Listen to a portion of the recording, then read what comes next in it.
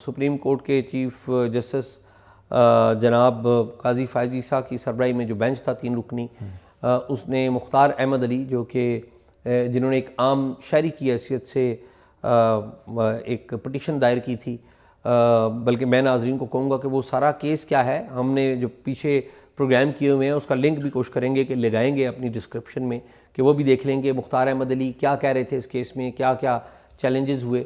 तो उन्होंने मुख्तार अहमद अली ने मालूमात तक रसाई के कानून के तहत मालूमात मांगी थी सुप्रीम कोर्ट ऑफ पाकिस्तान से कि सुप्रीम कोर्ट के मुलाजमीन इसमें ख़वातीन कितनी हैं, मर्द कितने हैं, बाकी वेकेंट सीट्स कितनी हैं, वो मांगी थी और सुप्रीम कोर्ट के रजिस्ट्रार ने इनकार कर दिया था। तो आज वो फैसला आ गया आर्टिकल 19A के तहत। थोड़ी सी आप डिटेल शेयर करें और फिर बात आगे बढ़ते हैं। देखिए, आज फैसला आ गया और सुप्रीम कोर्ट ने कहा कि उस फैसले में लिखा कि इनको जो इन्फॉर्मेशन मांग रहे हैं वो दे दी जाए। इन्फॉर्मेशन क्या मांग रहे हैं? वो कोई सुप्रीम कोर्ट के जो मुलाजमीन हैं, ये मेरे ख्याल पिटीशन गालिबन 2019 की है और उससे 5 साल पीछे की। उन्होंने इन्फॉर्मेशन मांगी थी कि कितने आपके पास कंट्रैक्ट पर हैं, कितने रेगुलर आपने लोग इंडक्ट किए, उनमें से कोटा के हवाले से कि सुप्रीम कोर्ट दूसरों पर भी कोटे का नफाज करती है, तो आप भी बताएं कि आपके पास जो डिसेबल कोटा में आपने कितने लोग रखे, ख़वातीन कितनी रखी, या जो ख्वाजा असरा का भी एक कोटा होता है उनको मुलाजमत में आपने हिस्सा दिया, ये कितने लोग थे, इस तरह की डिटेल्स थी। तो जिसको सुप्रीम कोर्ट को तकरीबन 4 साल से 4.5 साल इनकारी रही कि हमने इन्फॉर्मेशन प्रोवाइड नहीं करनी, तो अब उन्होंने इन्फॉर्मेशन प्रोवाइड कर दी है। और जो उस टाइम सारे इस अमल के दौरान जिस चीज़ पर इसरार रहा वो इस चीज़ पर था कि सुप्रीम कोर्ट पर राइट टू इन्फॉर्मेशन लॉ का इतलाक़ नहीं होता। अभी जो फ़ैसला आया है उसमें सुप्रीम कोर्ट ने ये तो कह दिया है कि आपको इन्फॉर्मेशन दे रहे हैं, लेकिन उन्होंने अपने लिए गुंजाइश रखी है। उन्होंने ये नहीं किया कि कल कोई इसको मिसाल बना के कोई और भी आ जाए जी कि दरवाज़ा खटखटाना शुरू कर दे, जी मुझे भी इन्फॉर्मेशन चाहिए चीफ साहब, मुझे फ़लाँ इन्फॉर्मेशन प्रोवाइड करें। तो उन्होंने वो भी गुंजाइश रखी है। उन्होंने कहा जी कि हम पर जो राइट टू इन्फॉर्मेशन लॉ है वो अप्लाई नहीं होता, लेकिन हम जो आइन का आर्टिकल 19A है उसके तहत हम इन्फॉर्मेशन प्रोवाइड कर रहे हैं। ठीक है, तो ये उन्होंने किया है। अच्छा चीमा साहब, ये जो आइन का आर्टिकल 19A उन्होंने अपने आप पर अप्लाई किया ना, ये इन इटसेल्फ एक प्रेसिडेंट बन गई है, इन इटसेल्फ एक प्रेसिडेंट बन गई है। ठीक है, और ये आगे ये नज़ीर आगे जाके इस्तेमाल होगी। आइडियल बात तो ये थी कि वो उस कानून के सामने वो करते, सुप्रीम कोर्ट कहती कि आप देखें ना, ये भी एक बड़ा दोहरा मेयार मैं कहूँगा कि काजी फ़ायज़ ईसा साहब एक तरफ इस ख्याल के हामी हैं प्रैक्टिस एंड प्रोसीजर बिल में कि जी जो कानून पार्लियामेंट बनाती है सुप्रीम कोर्ट को उसको अमल दरामद करना चाहिए। ये उन्होंने फैसला आया हुआ है, ठीक है, और उसके हक़ में फ़ैसला दिया है। और अब ये यानी कि डबल स्टैंडर्ड ये है कि मालूमात तक रसाई के कानून को आप नहीं मानने के लिए तैयार, आप कहते हैं इसमें हम आइन के ऊपर जाएंगे। जहाँ पर आम आदमी का मामला आ गया, इस पर आपने आइन के ऊपर चले गए। चलें, ये भी अच्छा किया आपने। 19A अब एक प्रेसिडेंट बन गई है और मैं ये समझता हूँ कि इसमें भी पॉजिटिव पहलू ये है कि जो इदारे इस कानून के तहत नहीं आते थे, मिसाल के तौर पर मिलिट्री के इदारे के, आपको पता है कि वो एक दरख्वास्त मैंने भी ज़ाती तौर पे भी दी हुई थी कि जिसमें army chief, chairman joint chiefs of staff और ये जो बड़े अफसरान हैं उनकी तनख्वाहें क्या क्या हैं, बाकी ग्रेड 22 के लोगों से भी पूछी थी, इनकी तरफ से ना हो गया। और फिर इसके बाद कुछ और लोगों ने भी ये दरख्वास्तें फ़ाइल की थी इसी नोयत की, जिसमें पर्क्स एंड प्रिविलेजेस पूछी गई थी, बल्कि सेनेटर फरतुल्लाह बाबर साहब ने भी शायद कोई इस तरह की दरख्वास्त दी थी। लेकिन तो अब ये है, मेरा ये ख्याल है कि अब इस प्रेसिडेंट को आगे बढ़ना चाहिए। आइडियल बात वो थी कि ये कानून के तहत आते, नहीं आए। अब 19A लगाइए, इन्होंने अपने आप को पेश किया है। आई होप कि ये मामला इससे आगे बढ़ेगा, पीछे नहीं आएगा। नहीं शायद, लेकिन ये बात इतनी सादा नहीं जितनी आप समझ रहे हैं, और जो लगाने वाले हैं ना वो भी जज हैं। ठीक, और उनको आइडिया कि हमने खुद किस तरह बचना है। ठीक, उन्होंने एक तो ये तय कर दिया है कि आपको ये भी बताना पड़ेगा कि आप इन्फॉर्मेशन क्यों मांग रहे हैं।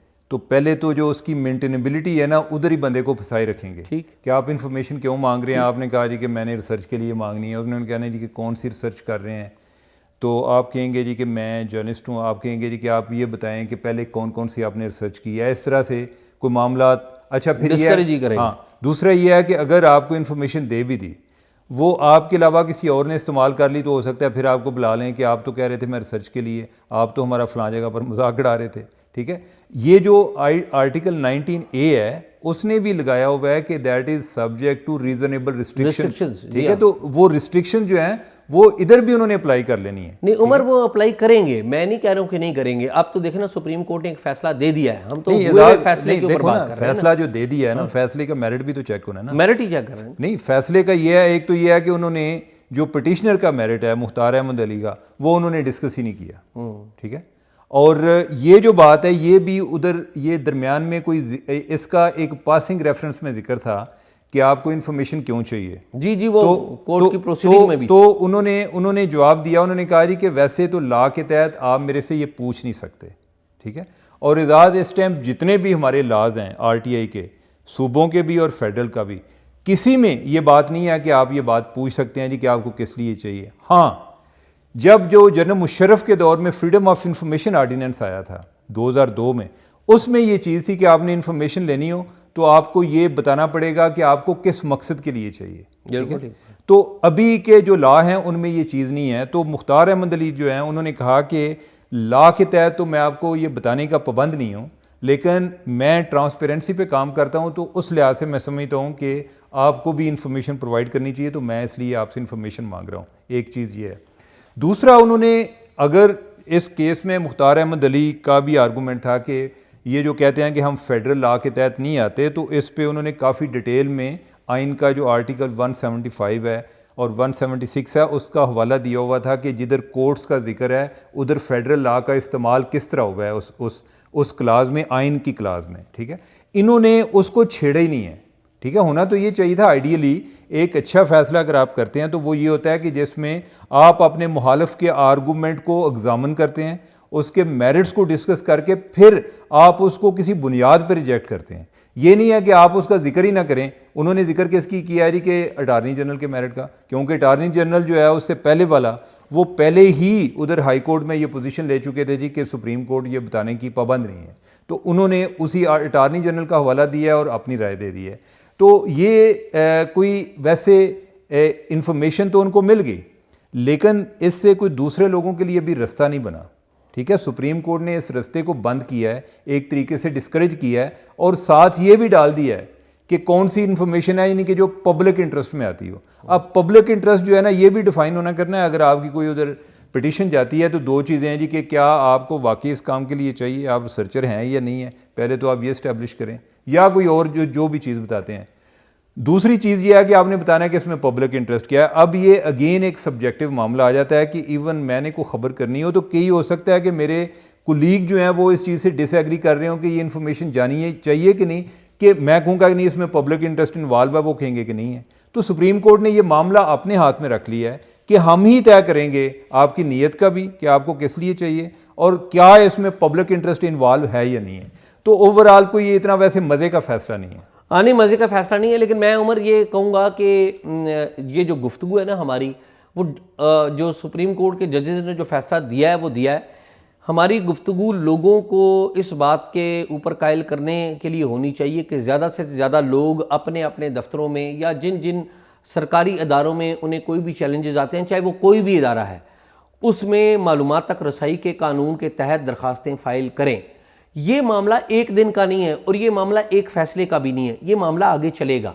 It's on going campaign, it's on going, ये उस वक्त तक चलता रहेगा। ये जो बात है ना, हमारे यहाँ अनफॉर्चुनेटली कोई ये नहीं था कि बड़ी कुछ सिविल सोसाइटी ने कोई इस पर प्रोटेस्ट किए थे, ठीक है। कोई ओवरऑल डोनर्स की तरफ से भी प्रेशर आया, कोई लोकल लेवल पे अगर आप एडवोकेसी की बात करेंगे कि कौन लोग थे जो इस मामले पे कर रहे थे, तो आपको कोई दो चार जो नाम नज़र आते हैं, मुख्तार अहमद अली हैं, जाहिद अब्दुल्ला हैं, हमारे वो नईम साहब हैं कराची के, नईम सादिक साहब, एक और जैदी साहब हैं शहरी ऑर्गेनाइजेशन के, और कोई चंद एक लोग हैं ऐसे जिन्होंने इस काम को आगे चलाते रहे हैं। लेकिन अगर हम कंपैरिजन करें ना, देखें हमारे यहाँ जो पहला लॉ इवन मुशर्रफ के टाइम पर भी आया था, तो हमें तो उस टाइम पता ही नहीं था कि इस नाम की कोई चीज़ होती है, लेकिन और 2002 में आया था, और हम क्लेम भी करते हैं कि पूरे जो बरसगीरा उसमें सबसे पहले ये इधर आया था। लेकिन हमारे बारक्स जो इंडिया में आया था, उधर 1995 में तहरीक शुरू हुई और 2005 में जाकर लॉ बना। उमर और उधर जो है ना, उधर जो आरटीआई एक्टिविस्ट हैं वो बड़ी देर उन्होंने इस लॉ को इफेक्टिव बनाने के लिए वो RTA रिक्वेस्ट जो है वो फाइल करते रहे, अभी भी करते हैं। उमर ठीक है, और उसमें जो ये जो क्या केजरीवाल है और ये लोग जो हैं ये उस लॉ की प्रोडक्ट हैं कि ट्रांसपेरेंसी और एंटी करप्शन मूवमेंट्स जो हैं। उमर, आप ये बात कह रहे हैं कि लॉ उनके इधर आया, उन्होंने सुप्रीम कोर्ट में गालबन 84 या 86 में भी फैसला दिया था उनकी अदालत ने, जिसके तहत वहां पर भी राइट टू इन्फॉर्मेशन की मूवमेंट 84-86 से है। लॉ उनका लेट आया। लेकिन देखें बात का होता है कि कोई पिटिशन वगैरह चलती जी, रहती जी, हैं, जी। ठीक है, लेकिन ये उस तरह से अगर आप सोचें ना तो हमारे भी 80 की दहाई में लेट में जो प्रोफेसर खुर्शीद थे इन्होंने भी कोई लॉ पेश किया, और भी बेनज़ीर भुट्टो साहबा के दौर में जमात इस्लामी की तरफ से आया था ये लॉ। प्रोफेसर खुर्शीद साहब जो हैं जमात इस्लामी के सेनेटर, उन्होंने पेश किया था ना। और वो फिर वो ऑर्डिनेंस की सूरत में लगाया था बेनज़ीर ने जाते जाते, और फिर जब उनकी गवर्नमेंट को फारूक लगारी साहब ने ख़त्म कर दिया तो इंटरिम दौर में उस ऑर्डिनेंस की मुद्दत ख़त्म हो गई। तो नवाज शरीफ साहब ने 1997 में 2/3 की अक्सरियत लेके आए थे, फिर उन्होंने कानून ही नहीं बनाया। खैर ये लंबा हो जाएगा और इस पर बड़ी बात हो सकती है, वो करते रहेंगे हम आने वाले प्रोग्रामों में।